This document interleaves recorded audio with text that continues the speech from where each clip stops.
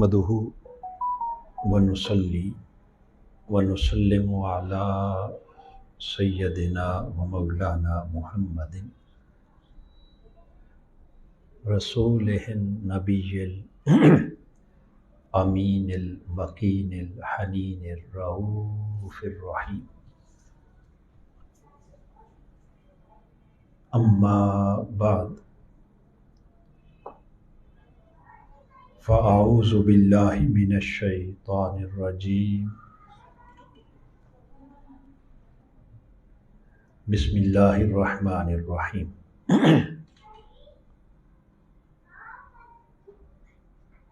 قال الله تعالى في القرآن المجيد: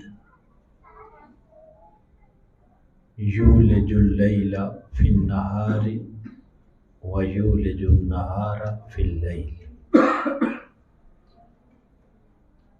وهو عليم بذات الصدور. صدق اللہ مولانا العظیم. معزز و محتشم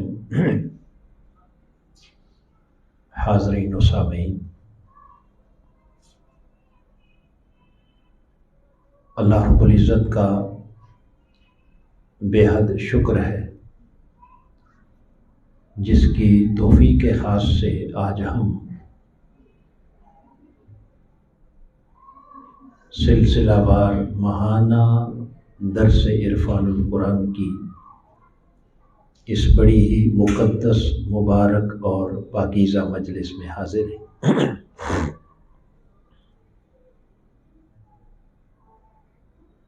آج کے درس کے لیے سورہ الحدید کی آیت نمبر 6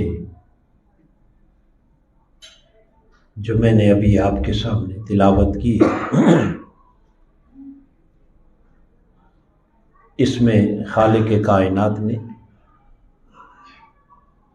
اپنی قدرت کی ایک عظیم نشانی کا ذکر کرتے ہوئے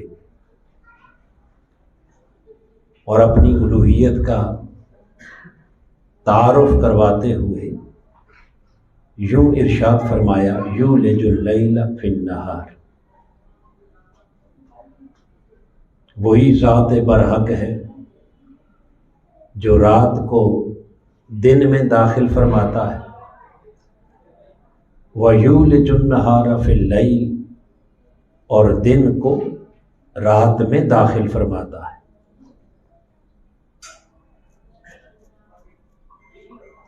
وَهُوَ عَلِيمٌ بِذَاتِ الصُّدُورِ،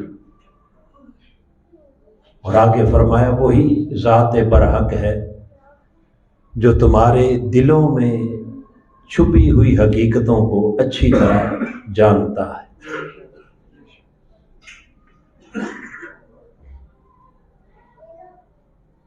اس آیہ مبارکہ میں اللہ رب العزت نے چونکہ رات اور دن کے بدلنے کو اپنی قدرت کی نشانیوں میں سے ایک بڑی نشانی قرار دیا۔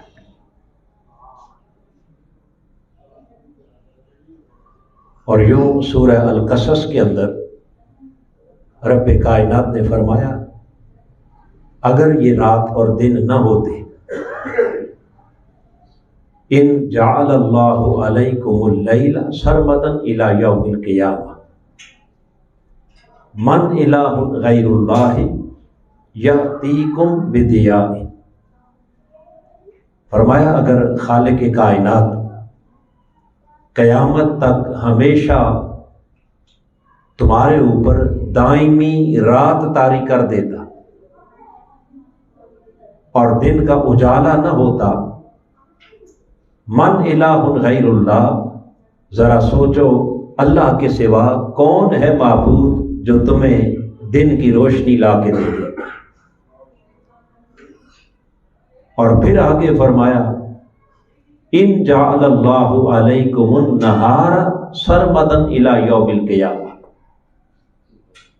اگر وہ قیامت تک صرف دن ہی دن بنا دیتا اور کبھی رات نہ آتی، من الہ غیر اللہ، بتاؤ تمہارے تمہارے لیے اللہ کے علاوہ اور کون معبود ہے؟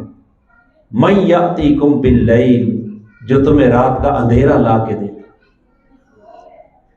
خالق کائنات نے فرمایا کہ میرے علاوہ نہ کوئی دن کو رات میں بدل سکتا ہے اور نہ کوئی رات کو دن میں بدل سکتا ہے، لہذا وہی معبود برحق ہے کہ جو دن کو رات کو دن میں داخل کرتا ہے اور دن کو رات میں۔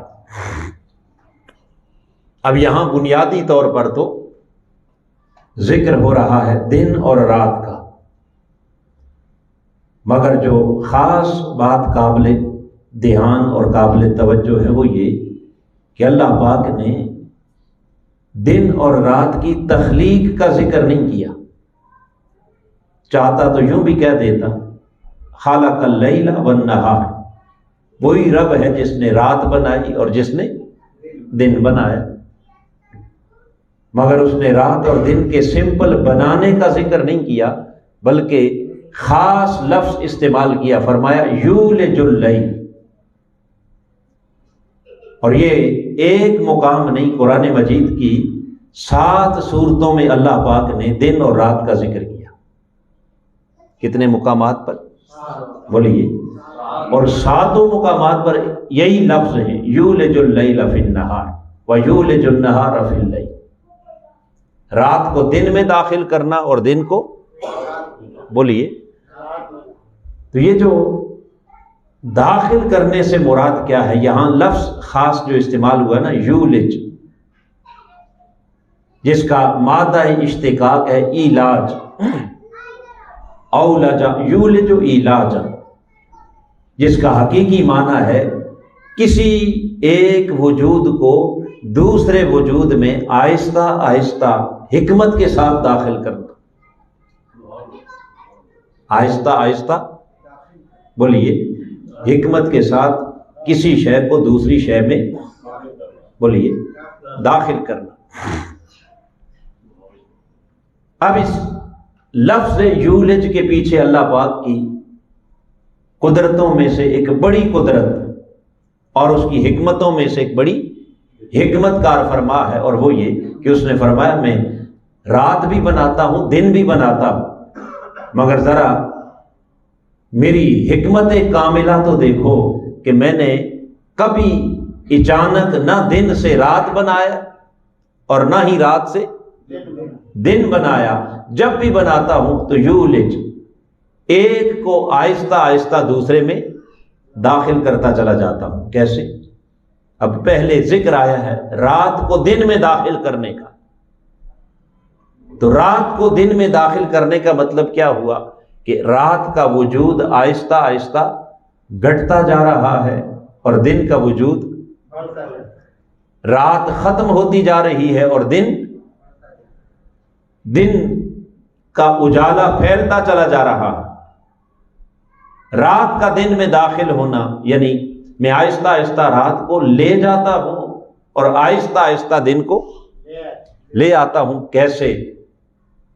اب کبھی غور تو کریں کہ کیا ایسا کبھی ہوا کہ گپ رات ہو، آدھی رات کا اندھیرا ہو اور یک لخت خالق کائنات دن چڑھا دے اور دوپہر کا سورج سر پہ آ کے چمکنے لگ جائے؟ ایسا نہیں، پھر بولیے، ہوا نہیں، بلکہ رب کائنات نے دن دوپہر چڑھانے سے پہلے کمال حکمت کے ساتھ کیسے رات کا خاتمہ کیا اور کیسے دن کو وجود عطا کیا، اس دن کو وجود دینے کے لیے کتنے مراحل رکھے۔ سب سے پہلے صبح کاذب آئی، پھر صبح کاذب کے بعد اگلا مرحلہ دوسرا صبح صادق کا ہے، اور صبح صادق طلوع ہو جانے کے باوجود بھی ابھی مکمل طور پر روشنی، بولیے، وہ ایک ملا جلا رجحان ہوتا ہے، کچھ اندھیرا ہے اور کچھ روشنی ہے، اور صبح صادق سے لے کر طلوع آفتاب تک آہستہ آہستہ اندھیرا گھٹتا جاتا ہے، روشنی بڑھتی جاتی ہے، اور بڑھتے بڑھتے تیسرے مرحلے پر جا کر خالق کائنات نے فرمایا طلوع آفتاب کرتا، یعنی سورج کا طلوع ہوتا ہے، اور طلوع آفتاب کے ساتھ ہی فوراً دھوپ تو نہیں نکل آتی، اچانک بڑے لیول پر تو روشنی نہیں ہوتی، طلوع آفتاب کے باوجود بھی ابھی اس کی کچھ کرنیں باہر آتی ہیں۔ پھر چوتھے مرحلے پر طلوع آفتاب کے بعد اگلا وقت آتا ہے وقت اشراق۔ کیا ہے؟ وقت، اور اشراق کیا ہے؟ اشرق یشرق اشراقا، اشراق کا معنی ہے کسی شے کا چمک اٹھنا۔ تو وقت اشراق پر سورج تھوڑا بلند ہو کر مزید چمکنے لگتا۔ کتنے مرحلے ہو گئے آپ ذرا سوچئے، کہاں صبح کاذب تھی، پھر صبح صادق ہوئی، پھر طلوع آفتاب ہوا، پھر وقت اشراق پر پہنچا، اور وقت اشراق سے پھر تھوڑا اور اسے اونچا کیا تو اگلا 5ویں مرحلے پر آ گیا وقت چاشت، وقت جس کو الضحیٰ کہا، یعنی چاشت وہ وقت ہے کہ جب سورج مکمل طور پر زمین کو روشن کر دیتا ہے، کہیں تاریکی کا کوئی وجود، اندھیروں کا کوئی تصور باقی نہیں رہتا۔ اور پھر 6 مرحلے پر وقت چاشت کے بعد سورج بلند ہوتے ہوتے بالآخر 6 اور آخری مرحلے پر نصف النہار آ جاتا ہے، دوپہر کا وقت، جب بالکل سورج سر پہ آ جاتا ہے، اور اس وقت اس کی روشنی اور اس کی آب و تاب کا عالم یہ ہوتا ہے کہ کسی شے کا اندھیرا تو دور کی بات ہے، کسی شے کا سایہ بھی باقی نہیں رہتا، کسی شے کا، بولیے، سائے بھی سمٹ کر قدموں کے نیچے آ جاتے ہیں، آپ کے ارد گرد دائیں بائیں آگے پیچھے اندھیرا تو درکنار، سایہ بھی، ہر طرف روشنی ہی روشنی۔ یہ سورج کا شباب ہے، یہ دن کا نقطہ کمال ہے، یہ جو دن اور نہار جسے کہا یہ اس کا کلائمیکس۔ تو آپ نے دیکھا کہ دن کو اپنے نقطہ کمال تک پہنچانے کے لیے اللہ پاک نے یک لخت دن نہیں چڑھایا، بلکہ کتنے مرحلے؟ 6 مراحل سے گزارا۔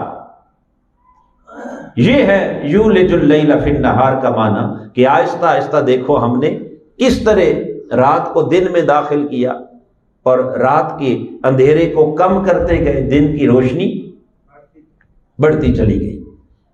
اے لوگوں، اگر خالق کائنات بیک وقت دن کا اجالا لے آتا، آدھی رات کے بعد وقت دوپہر کا سورج تمہارے سر پہ آ کے چمکنے لگ جاتا، تو تمہارا پورا نظام زندگی درم برم ہو کے رہ جاتا۔ ذرا انسان اپنی فطرت کو دیکھے نا، کہ اگر وہ ایک تاریک کمرے میں اندھیرے میں سویا ہوا ہو، اور اچانک اس کے کمرے میں آ کر کوئی بڑا بلب جلا دے، تو اس کی آنکھیں وہ بھی برداشت، بولیے، طبیعت پر کتنا ناگوار گزرتا ہے۔ تو اگر ایک کمرے کے اندر ایک بلب انسان کی طبیعت برداشت نہیں کرتی، آدھی رات کے وقت اگر دوپہر کا سورج نکل آئے، کوئی برداشت کر پائے گا؟ آہستہ آہستہ طبیعتوں کو کیا، اندھیرے کے بعد روشنی سے پہلے مانوس کیا، پھر تھوڑی روشنی، پھر اور بڑھا دی، پھر اور بڑھا دی، پھر سورج نکالا، پھر ہلکی ہلکی اس کی کرنیں آئیں، پھر اس کی روشنی، اس کی چمک، اس کی تپش بڑھتی گئی، اور بڑھتے بڑھتے بڑھتے دن کہاں پہنچ گیا؟ اپنے نقطہ شباب۔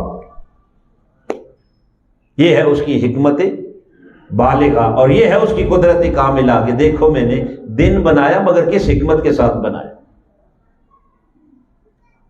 اور اسی طرح فرمایا یولج النہار فی اللیل، پھر دن کو میں نے رات میں داخل فرمایا، اور دن کو رات میں بھی اسی طرح داخل کیا۔ اچانک دوپہر کا سورج چمک رہا ہو اور خالق کائنات آدھی رات کا اندھیرا لے آئے، تو ساری کائنات کا نظام درم برم ہو جائے، کوئی شے بھی اپنی جگہ پر برقرار۔ آپ کسی قسم کا کوئی کام بھی، یعنی دوپہر کے وقت آپ 100 طرح کے انسان کام کاج کر رہا ہے، کوئی کھیتوں میں ہے، کوئی فیکٹری میں ہے، کوئی مزدوری کر رہا ہے، کوئی دفتر میں ہے، کوئی مسجد میں ہے، کوئی کہیں ہے، کوئی اوپر سے اچانک کیا آ گیا؟ اندھیرا آ گیا، تو ہر شے وہیں جامد اور ساکت ہو کے رہ جاتا۔ تو اللہ پاک نے فرمایا کہ میں اسی طرح آہستہ آہستہ دن کو پھر رات میں جب داخل کرتا ہوں تو نصف النہار کے بعد اس کا آغاز کہاں سے کرتا ہوں؟ اس کا آغاز زوال سے ہوتا ہے۔ کہاں سے ہوتا ہے؟ بولیے، آپ نے زوال کا نام تو سنا ہوگا ہے، معلوم ہے زوال کیا ہوتا ہے؟ بولیے، زوال کسے کہتے ہیں؟ دو لفظ استعمال ہوتے ہیں، ایک عروج ہے اور دوسرا زوال ہے۔ اب آپ کو معنی سمجھ آ گیا نا؟ عروج کہتے ہیں اوپر جانے کو اور زوال کہتے ہیں، بولیے، عروج بلندی ہے اور زوال پستی ہے۔ تو طلوع آفتاب سے لے کر نصف النہار تک، سر پہ آنے تک یہ سورج کا عروج ہوتا ہے، مسلسل اوپر جا رہا ہے، اور نصف النہار کے بعد غروب آفتاب تک یہ مسلسل اس کا کیا ہے؟ یہ زوال ہے۔ یہ کیا ہے؟ زوال کا مطلب ہے کسی شے کا زائل ہو جانا، جھک جانا، ایک طرف مائل ہو جانا۔ تو جو ہی سورج کا وہ زوال شروع ہوتا ہے، بس اس زوال کے شروع ہونے سے وہاں سے ظہر کا وقت شروع ہو جاتا ہے، پھر وہ ڈھلتا جاتا ہے، پھر سائے بڑھتے چلے جاتے ہیں، پھر ظہر سے عصر آ گئی، پھر عصر سے مغرب آ گئی، پھر غروب آفتاب ہو گیا۔ مگر غروب آفتاب ہونے کے باوجود بھی ابھی اندھیرا نہیں آیا، ابھی روشنی کا کچھ نہ کچھ وجود پھر بھی باقی رہتا ہے۔ اور غروب آفتاب کے بعد پھر اللہ پاک آسمان کے کناروں پر ایک سرخ قسم کی روشنی نمودار کرتا ہے، جسے کہتے ہیں شفق احمر۔ کیا کہتے ہیں؟ شفق۔ زمین پر روشنی نہیں ہوتی، مگر اوپر دیکھتے ہیں تو آسمان کے کنارے سرخ روشنی سے منور ہوتے ہیں۔ اور پھر جب وہ شفق احمر غروب ہوتی ہے تو اس کے بعد ایک اور سفیدی کناروں پر ظاہر ہوتی ہے، اسے کہتے ہیں شفق ابیض۔ تو جب وہ شفق ابیض آتی ہے، سب آگے ماشاءاللہ، اس وقت بھی ابھی مکمل طور پر اندھیرا نہیں ہوتا۔ نیچے دیکھیں تو اندھیرا لگتا ہے، اوپر دیکھیں تو کیا لگتی ہے؟ روشنی۔ اور پھر اس شفق ابیض کے غروب ہونے کے بعد جا کر اصل اندھیرا شروع ہوتا ہے، اور شفق ابیض جہاں سے غروب ہوتی ہے وہاں سے پھر وقت عشاء شروع ہو جاتا ہے۔ کون سا وقت؟ وقت عشاء۔ تو یہ اصل اندھیرا پھر یہاں سے شروع ہو اور پھر وہ گہرا ہوتا چلا جاتا ہے۔ تو آپ نے دیکھا کہ اندھیرے کو لانے کے لیے بھی کتنے مراحل سے گزارا، کتنا لانگ پروسیجر رکھا، اور اندھیرے سے کے بعد پھر روشنی لانے کے لیے اس سے بھی زیادہ لانگ پروسیجر، تاکہ نہ تو آپ کی طبیعت پر روشنی کا آنا ناگوار گزرے اور نہ ہی آپ کی طبیعت پر اندھیرے کا آنا ناگوار گزرے۔ آہستہ آہستہ پہلے اندھیروں سے مانوس کرتے کرتے رات کی تاریکی میں لے جاتا ہے، اور پھر آہستہ آہستہ روشنیوں سے مانوس کرتے کرتے دن کے اجالے میں لے آتا ہے۔ یہ ہے اس کی قدرت کاملہ۔ فرمایا اگر میں ایسا نہ کرتا، من الہ غیر اللہ، بتاؤ میرے سوا تو کون ہے الہ جو اس حکمت کے ساتھ تمہیں کبھی دن لا کے دے، کبھی رات لا کے دے۔ یہ تو یولج اللیل فی النہار و یولج النہار فی اللیل کا ایک معنی ہے۔ پھر علاج، چونکہ میں نے پہلے عرض کیا کہ ایک شے کا دوسری شے میں داخل ہونا، اس داخلے کا ایک دوسرا معنی بھی ہے، اور وہ معنی یہ ہے کہ اللہ رب العزت فرماتا ہے کہ میں رات کو دن میں داخل کرتا ہوں۔ مقصد کیا؟ کہ جب کوئی ایک وجود دوسرے وجود میں داخل ہوتا ہے تو داخل ہونے کا معنی یہ ہے کہ وہ جو داخل ہو رہا ہے اس کا وجود کم ہوتا چلا جاتا ہے، اور جس میں داخل ہو رہا ہے اس کا وجود بڑھتا چلا جاتا ہے۔ اس کا وجود کیا ہوتا ہے؟ تو یولج اللیل فی النہار کا ایک معنی یہ بھی ہے کہ میں آہستہ آہستہ رات کو دن میں داخل کرتا ہوں، یعنی رات کے وجود کو کم کرتا چلا جاتا ہوں اور دن کے وجود کو بڑھاتا چلا جاتا ہوں۔ اور یولج النہار فی اللیل کا پھر معنی یہ ہے کہ کبھی آہستہ آہستہ میں دن کو کم کرتا چلا جاتا ہوں، رات کو بڑھاتا چلا جاتا ہوں۔ تو ہم دیکھتے ہیں کہ کبھی دن چھوٹا ہو جاتا ہے، رات اور کبھی دن بڑا ہو جاتا ہے اور رات، ایسا ہوتا ہے یا نہیں؟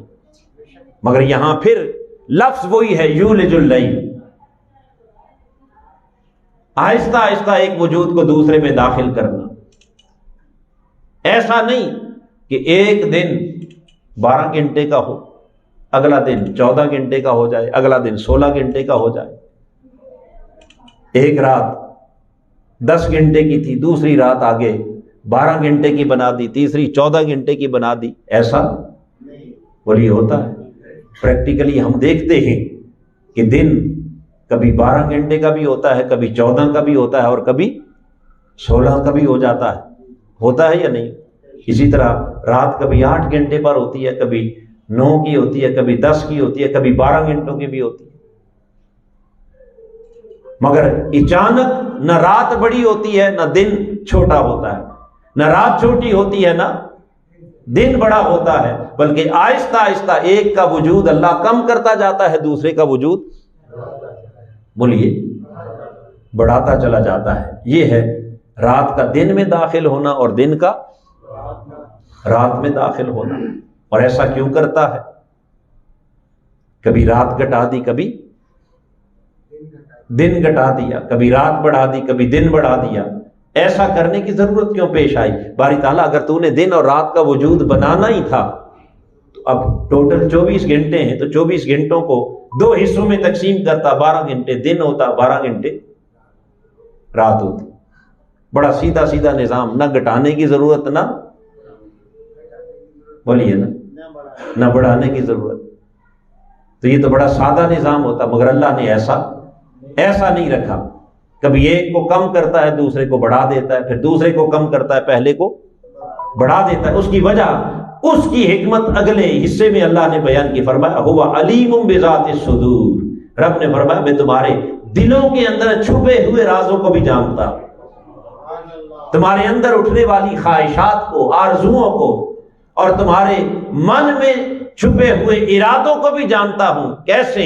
رب کائنات نے فرمایا میں تمہاری قدرت، میں تمہاری شخصیت کا اور تمہاری فطرت کا خالق بھی ہوں، اور میں تمہاری فطرت سے اچھی طرح آگاہ بھی ہوں. باری تعالیٰ کو اندر چھپا ہوا راز جس سے تو آگاہ ہے، وہ ارادے، وہ سوچ کیا ہے؟ رب کائنات نے فرمایا بندے میں نے تیری فطرت بنائی ہی ایسی ہے کہ انسان ہو کر کبھی ایک حال میں مطمئن ہو نہیں ہو سکتا. کوئی انسان بھی کبھی یکسانیت کو پسند بولیے نا کرتا ہے. یکسانیت کو انسان کی طبیعت میں اللہ نے چینج رکھی. کیا رکھی ہے؟ تبدیلی. وہ کبھی یکسانیت کو پسند کسی شے میں بھی. کبھی کوئی شخص ہے کہ جس نے سارا لباس ہمیشہ سارے کپڑے ایک رنگ کے بنائے ہو، بولیے، اور ہر روز ایک ہی قسم کا کھانا کھاتا ہو، ایک ہی چیز کھاتا. جس کو اللہ نے توفیق دی ہے وہ یقیناً کچھ نہ کچھ اس میں تھوڑی سی چینج لاتا ہے. مسلسل وہ گوشت بھی نہیں کھا سکتا، مسلسل وہ دال روٹی بھی نہیں کھا سکتا، مسلسل وہ سبزی بھی نہیں کھا سکتا. تو اس کی طبیعت چاہتی ہے کہ آج تھوڑا سا کچھ ٹیسٹ بدلنا چاہیے، آج تھوڑا سا کچھ جو ہے وہ لباس بدلنا چاہیے، آج تھوڑی سی آب و ہوا بدلنی چاہیے، ماحول بدلنا چاہیے. ایسا ہوتا ہے یا نہیں ہوتا؟ بولیے. تو یہ جو انسانی طبیعت کے اندر تبدیلی کی خواہش ہے، اگر رب کائنات دن اور رات کو برابر بنا دیتا تو کچھ لوگ ایسے سوچتے کہ باری تعالیٰ کاش تھوڑی سی اور دن کو بڑا کر دیتا. کیا فرق پڑنا تھا؟ تو نے 12 گھنٹے کے دن اور رات بنا دیے، تو دن کو اگر 14 گھنٹے بنا دیتا، رات کو 12 سے 10 بھی بنا دیتا تو کافی تھی. دن میں ہمیں زیادہ ٹائم مل جاتا، ہم کام کاج کرتے، محنت مزدوری کرتے، تجارت کرتے، کاروبار کرتے، پیسہ کماتے، اپنے اضافی کام کر سکتے. تو یہ ایک انسانی ذہن کے اندر ایک سوال، ایک سوچ، ایک خواہش پیدا ہو سکتی تھی. اور بعض سستی کی ماری ہوئی طبیعتیں وہ ایسا بھی سوچتی کہ باری تعالیٰ تو نے اتنا لمبا دن بنا دیا ہے، رات بالکل چھوٹی سی بنائی ہے، نیند پوری نہیں ہوتی، رات ختم ہو جاتی ہے، کاش تھوڑی سی رات لمبی کر دیتا۔ انسان میں نے کہا نا کہ سب لوگ ایک شے پر مطمئن بولیے ہوتے ہیں۔ کوئی کہتا رات لمبی کرتا تاکہ تھوڑا سا سو لیتا، دوسرا کہتا نہیں مولا تو تھوڑا دن بڑا کر دیتا تاکہ میرے کام آدھے رہ جاتے ہیں، رات آ جاتی ہے۔ تو اللہ رب العزت نے فرمایا ہوا علیم بذات الصدور، اے میرے بندو جو جو تم نے ڈیمانڈ کرنی تھی، مطالبات کرنے تھے، تم نے کہنا تھا یوں کر دے یوں کر دے یوں کر دے، فرمایا میں رب وہ ہے کہ جو تمہارے کہے بغیر تمہاری ساری خواہشوں کو خود پورا کرتا چلا جائے۔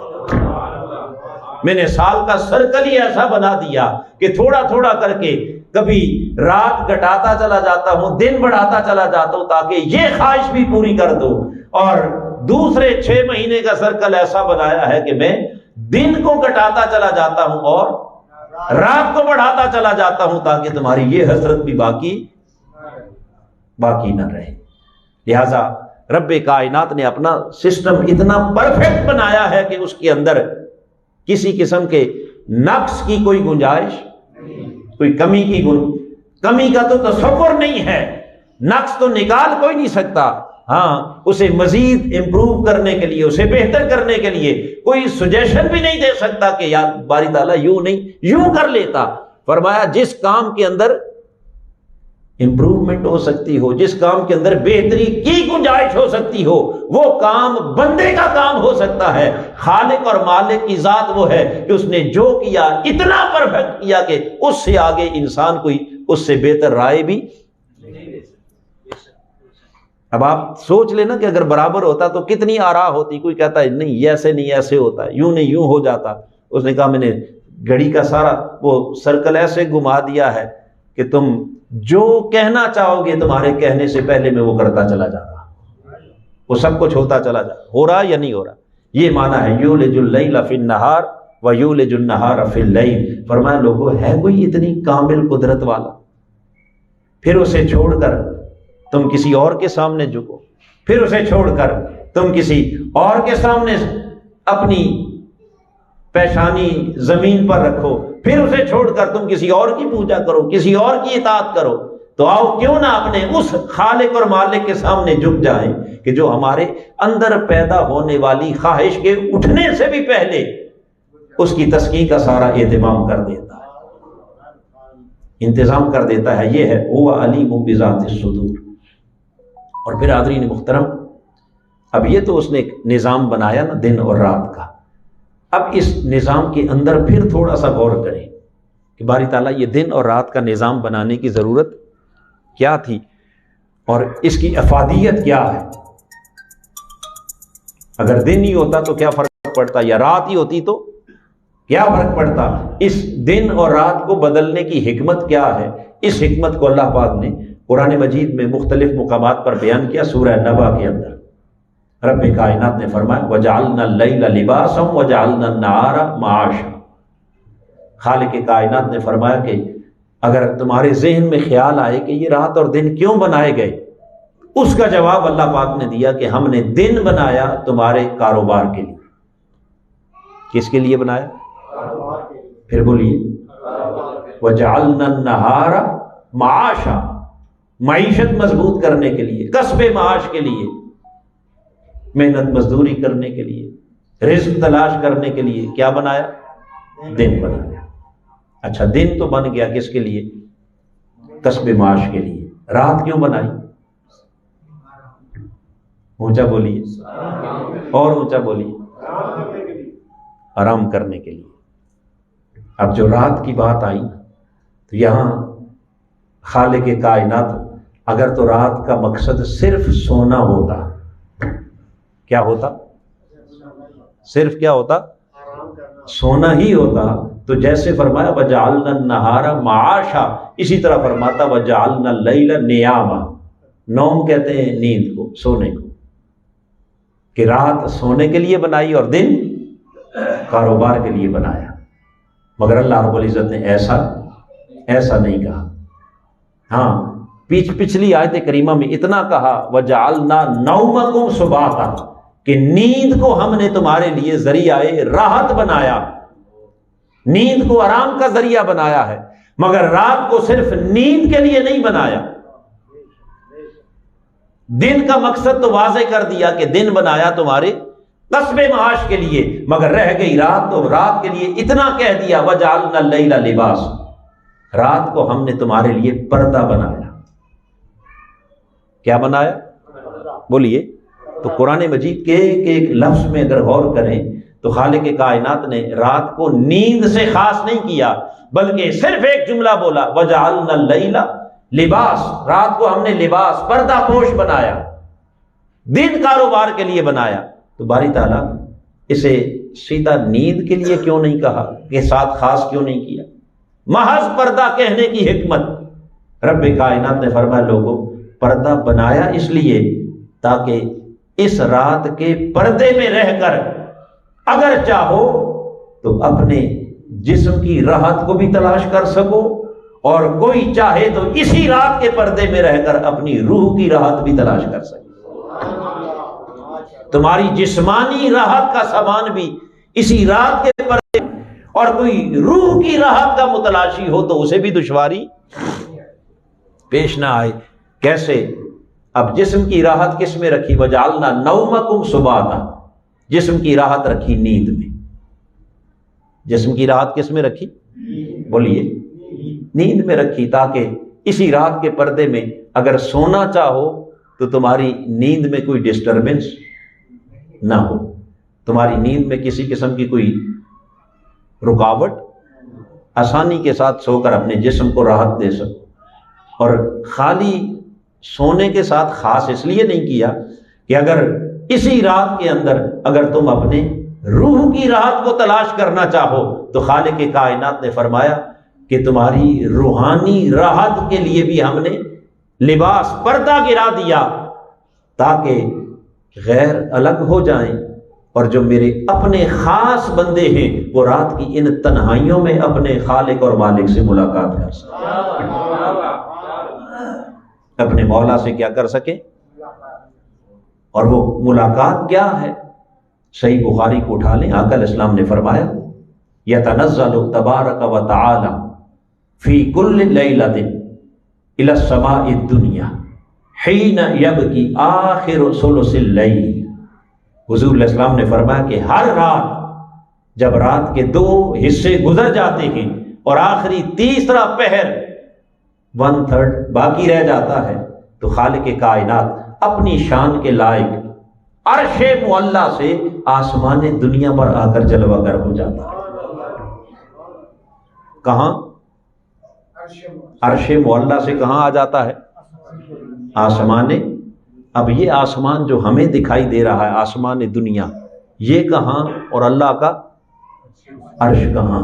کیسے آتا ہے؟ اب یہ ہماری سمجھ سے باہر بات ہے. وہ جیسے اس کی شان ہے، جیسے اس کی وہ جگہ سے، آنے سے، جانے سے، وجود سے، ہر شے سے کیا ہے؟ پاک ہے. مگر اس نے کہا کہ میں عرش چھوڑ کر تمہارے لیے کہاں آ جاتا ہوں؟ آسمان دنیا پر. یعنی اپنے ایک خاص احساس دلایا جا رہا ہے کہ بندے دیکھ، یہ وہ حصہ ہے رات کا، یہ وہ تنہائی اور یہ وہ پردہ ہے کہ اس پردے میں تیری ملاقات کے لیے میں کتنا قریب آ گیا. کیا آ گیا؟ بولیے. اور خالی قریب آیا نہیں بلکہ اگلے لفظ حدیث کے ہیں. آقا علیہ السلام نے فرمایا جب اللہ پاک آسمان دنیا پہ آ کے جلوہ گر ہوتا ہے تو وہاں سے پھر اپنے بندوں کو رات کے اس پردے میں آواز دیتا ہے. کیا کرتا ہے؟ بولیے. اپنے بندوں کو آواز دیتا، انہیں بلاتا ہے، کہتا ہے حل من مستغفر فاغفر لہ. اے میرے بندو ہے کوئی تم میں جو آج اس پردے میں جب کوئی نہیں دیکھ رہا، اے بندے ادھر تو ہے اور ادھر بولیے میں ہوں، باقی پردہ ہے، خلوت ہے، تنہائی ہے. اس تنہائی میں ہے کوئی جو مجھ سے اپنے گناہوں کی معافی مانگے کہ میں اسے معاف کر دوں. فَحَلْ مِن مُسْتَرْزِقٍ فَأَرْزُقُ لَهُ. ہے کوئی اس پردے میں مجھ سے اپنے رزق میں وسعت مانگے کہ اس کا رزق وسیع کر دوں. ہے کوئی مجھ سے برکت کا طلبگار کہ میں اسے برکت عطا کر دوں، خیر کا طلبگار اسے خیر عطا کر دوں.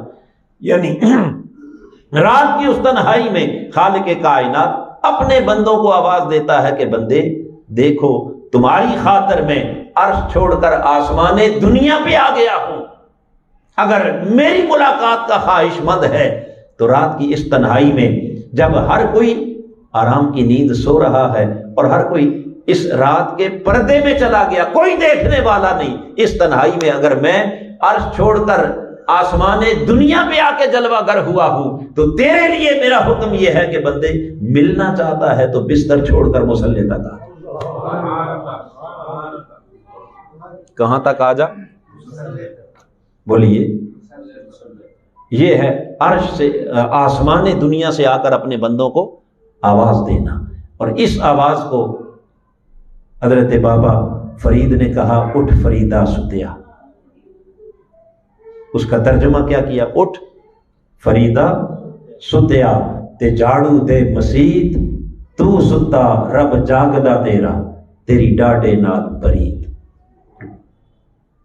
میاں محمد بخش رحمۃ اللہ علیہ نے اپنے انداز میں اس کا ترجمہ کیا، وہ کہتے ہیں رات ہوئے تب بے دردانو نیند پیاری آوے، درد مندانو تانگ سجن دی ستیاں آن جگاوے۔ تو درد والوں کو، پیار والوں کو، محبت والوں کو رب کائنات خود کیا کرتا ہے؟ بلاتا ہے، آواز دیتا ہے۔ آواز سب کو دے رہا ہوتا ہے مگر اس آواز کو سنتے وہی ہیں جو درد والے، پیار والے، محبت والے۔ اور ان محبت والوں میں چونکہ سب سے زیادہ قریب ترین اس کا محبوب خود محمد مصطفیٰ ہے، سو رب کائنات نے پہلی آواز اپنے حبیب کو دی، وَمِنَ اللَّيْلِ فَتَهَجَّدْ بِهِ نَافِلَةً لَكَ عَسَىٰ أَن يَبْعَثَكَ رَبُّكَ مَقَامًا مَحْمُودًا۔ فرمایا حبیب باقیوں کو آواز بعد میں دوں گا، سب سے پہلے وہی بیچ کر تجھے آواز دے رہا ہوں کہ رات کے کچھ حصے میں میری خاطر اٹھ جایا، میری خاطر نافلۃ لک، یہ تیرے لیے اضافی عبادت ہے۔ اور اس عبادت کا صلہ کیا ہے؟ عسیٰ ان یبعثک ربک مقاما محمودا، رب کائنات نے فرمایا حبیب اس کے بدلے میں ہم تمہیں قیامت کے دن مقام محمود عطا کریں گے۔ مقام، اور وہ مقام محمود کیا ہے؟ آقا علیہ الصلوۃ والسلام کا وہ مقام محبوبیت اور وہ مقام قربت کہ قیامت کے دن جب وہ مقام کائنات خلق کو دکھایا جائے گا، اولین اور آخرین جہاں سب اپنے بیگانے، دوست، دشمن، کافر، مومن، آدم سے قیامت تک ساری خلق ہوگی، اور میرے آقا کے اس مقام کو جب دیکھیں گے کہ جس دن اللہ کے جاہ و جلال کے سامنے بولنا تو دور کی بات ہے، منہ پر تالے لگے ہوں گے، موریں لگی ہوں گی زبانوں پر، کسی کو بولنے کی، سانس لینے کی بھی وہاں جرت نہیں ہوگی۔ اس لمحے اللہ اپنے حبیب کو اپنے عرش پر اپنے ساتھ کرسی پر بٹھا کر کہے گا میرے محبوب قل تسمع، آج کسی کو بولنے کی اجازت نہیں، پیارے تو بولتا جا، میں بیٹھ کے سنتا جاؤں، تو بولتا جا، میں سنتا جاؤں۔ سل تو ہوتا، آج کوئی اور نہیں بول سکتا مگر تیرے لیے کہہ رہا ہوں پیارے تو مانگتا جا، میں دیتا جاؤں۔ اشفع تو شفا، تو سفارش کرتا جا، میں تیرے کہنے پر گناہگاروں کو بخشتا چلا جاؤں گا۔ بس اس شان کو جب دنیا دیکھے گی تو حدیث میں آتا ہے یحمدہ الاولون والآخرون، اول سے آخر تک کافر، مومن، دوست، دشمن، منافق، ہر کوئی میرے آقا کی تعریف کرنے پر مجبور ہو جائے گا، اور سب اہل محشر پکار اٹھیں گے واہ یا محمد، آج شان آپ کی دیکھنے والی۔ تو محمود کا معنی ہے تعریف کیا ہوا، تو جب ساری کائنات خلق بیک زباں حضور کی کیا کرے گی؟ تعریف کرنے لگے گی۔ رب کائنات نے فرمایا حبیب یہ تیرا مقام محمود ہوگا، اور اس مقام محمود کی خاطر تجھے کہتا ہوں وَمِنَ اللَّيْلِ فَتَهَجَّدْ بِهِ نَافِلَةً لَكَ، اس مقام تک لے جانے کے لیے فرمایا پیارے رات کے کچھ اوقات میں میری خاطر اپنی نیند چھوڑ کے بیدار ہو جایا کر۔ یہ معنی ہے تہجد کا۔ یہ معنی کس کا ہے؟ بولیے۔ تو تہجد کا لغوی معنی ہی نیند سے بیدار ہونا۔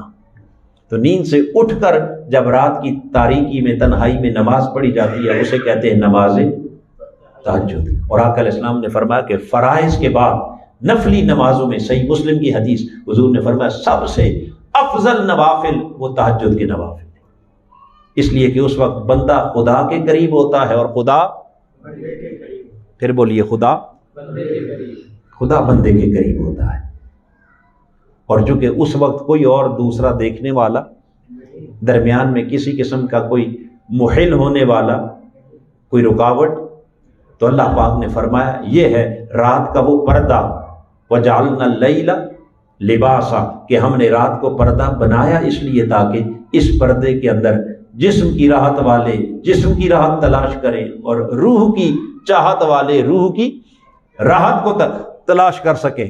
اور پھر حاضرین محترم، آخری بات، آقا علیہ الصلوۃ والسلام کی سنت مبارکہ، تاجدار کائنات نے چونکہ ہمیں ایک کامل دین دیا۔ کون سا دین؟ بولیے، ایک مکمل ضابطۂ حیات جس میں کوئی نقص اور کوئی کمی نہیں۔ تو چونکہ جسم کی راحت یہ بھی انسان کی ضرورت ہے، اور روح کی راحت یہ بھی انسان کی بولیے ضرورت ہے۔ میرے آقا نے اسوہ یہ دیا کہ آؤ رات کے پہلے دو حصے وہ تمہارے جسم کی راحت کے لیے ہیں، جلد سو جاؤ تاکہ جسم کو راحت ملے، اور آخری تیسرا حصہ فرمایا وہ تمہاری روح کی راحت کے لیے ہے، اس میں اللہ کے حضور اٹھ کے کھڑے ہو جایا کرو تاکہ تمہاری روح کو سکون مل سکے۔ اور وہ تیسرا حصہ میرے آقا نے فرمایا کہ چونکہ اللہ نے مخصوص کیا ہے اپنی ملاقات کے لیے، جس میں اللہ رب العزت اپنے بندوں کے کیا ہو جاتا ہے؟ قریب آ جاتا ہے۔ کس حصے میں؟ تیسرے حصے میں۔ اس تیسرے حصے سے مراد کیا ہے؟ تیسرے حصے سے مراد، اگر ہم رات کے 3 حصے کر لیں، فرض کریں 12 گھنٹے کی رات ہے، میں ایک فرضی بات کر رہا ہوں، کتنی کی؟ 12 گھنٹے کی رات ہے، شام 6 بجے رات شروع ہوئی اور اگلے 6 بجے تک کیا رہی؟ رات رہی، یا 5 بجے رات شروع ہوئی اور اگلے 5 بجے تک کیا ہے؟ وہ رات ہے۔ تو یہ جو 12 گھنٹے ہیں، تو 12 کو اگر 3 پر تقسیم کریں تو کیا جواب آتا ہے؟ 4 گھنٹے کے 3 یونٹ بن گئے، تو 4 گھنٹے کے پہلے 2 یونٹ وہ تمہارے آرام کے لیے ہو گئے۔ کتنے گھنٹے ہو گئے؟ 4 اور 4 8، اور آخری جو 4 گھنٹے بچ گئے وہ کس کے لیے ہیں؟ وہ جسم کی راحت کے لیے۔ وہ 4 گھنٹے وہ ہیں، آخری تیسرا حصہ کہ جس میں اللہ عرش معلیٰ سے آسمان دنیا پر آ کر بندوں کے کیا ہوتا ہے؟ قریب ترین ہوتا ہے۔ اور وہ پورا جو آخری تیسرا حصہ ہے وہ اللہ رب العزت نے فرمایا کہ میں اپنے بندوں کے قریب آ جاتا ہوں، اور پھر طلوع فجر تک کیا؟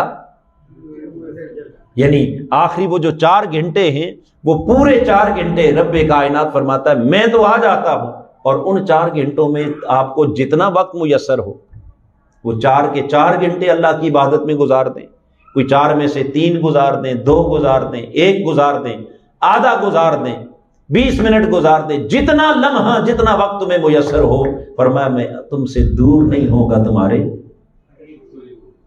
قریب ہوں گا۔ یہ وہ قربت کے لمحات ہیں کہ جن کو اللہ رب العزت نے رات کے پردے میں رکھا ہے۔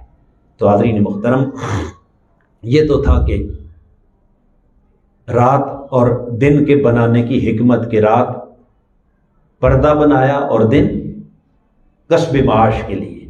اور آخری بات جس پر آج کی گفتگو کو ہم ختم کر رہے ہیں وہ یہ کہ اللہ پاک نے جہاں بھی ان کا ذکر کیا دن اور رات کا، تو میں نے عرض کیا نا 7 صورتوں میں اس کا ذکر آیا ہے، ہر جگہ پر رات کا ذکر پہلے ہے، دن کا ذکر بعد میں ہے۔ کیوں؟ کسی جگہ بھی ترتیب نہیں بدلی۔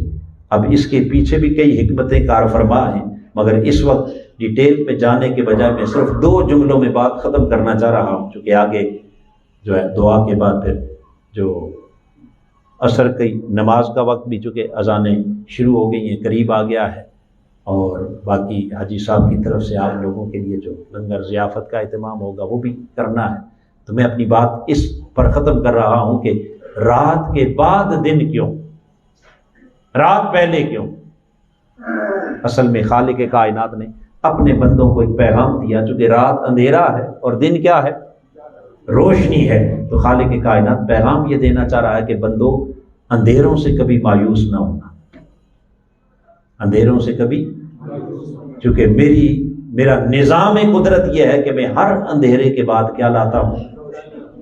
روشنی لے آتا، ہر رات کے بعد دن چڑھاتا ہوں، ہر اندھیرے کے بعد روشنی لے آتا ہوں۔ لہذا رات کے اندھیرے کتنے ہی گہرے کیوں نہ ہو جائیں، تاریکی کتنی ہی سخت کیوں نہ ہو جائے، مگر ان گٹا ٹوپ اندھیروں کے اندر بھی کبھی مایوس، بولیے، مایوس نہ ہونا۔ اس وقت اگر ہم اپنے ماحول کو دیکھیں تو ہر طرف ہمیں ایک رات کا سما نظر آتا ہے، اندھیرا ہے یا نہیں؟ بولیے، کوئی امید کی کرن، کوئی روشنی کی کرن، دور دور تک اجالا پھوٹنے کا کوئی امکان نظر نہیں آتا۔ جس طرف نگاہ اٹھاتے ہیں مایوسی ہوتی ہے۔ اللہ رب العزت نے اس مایوسی سے نکالنے کے لیے فرمایا یولج اللیل فی النہار، کہ رات کتنی ہی گہری کیوں نہ ہو جائے مگر اس میں مایوس ہو کر بیٹھ نہیں جانا، نا امید نہیں ہونا، یہ امید رکھنی ہے کہ ضرور اس رات کے بعد کیا دن، اس اندھیرے کے بعد کیا آئے گا؟ روشنی آئے گی، مگر اس روشنی کا ہاتھ پہ ہاتھ رکھ کر انتظار نہیں کرنا۔ رب کائنات نے فرمایا کہ اس کی بارگاہ سے امید بھی رکھنا اور اپنے حصے کا دیا بھی جلاتے رہنا، اپنے حصے کا، بولیے، اپنے حصے کی قندیل بھی جلاتے رہنا، ضرور وہ رات کے اندھیرے کو ختم کر کے ایک نہ ایک دن روشنی سے تمہیں ہمکنار کرے گا۔ بس حاضرین محترم، اس مایوسی کے ماحول میں اور اس نا امیدی کے ماحول میں جہاں دور دور تک کوئی امید کی کرن نظر نہیں آ رہی، اس ماحول کے اندر یہ قرآن مجید یہ ہمارے پاس سب سے بڑی امید ہے۔ اس سے بڑی روشنی اور ہے کوئی؟ پھر بولیے جی، اس قرآن سے بہتر روشنی جس کو خالق کائنات نے خود نور کہا،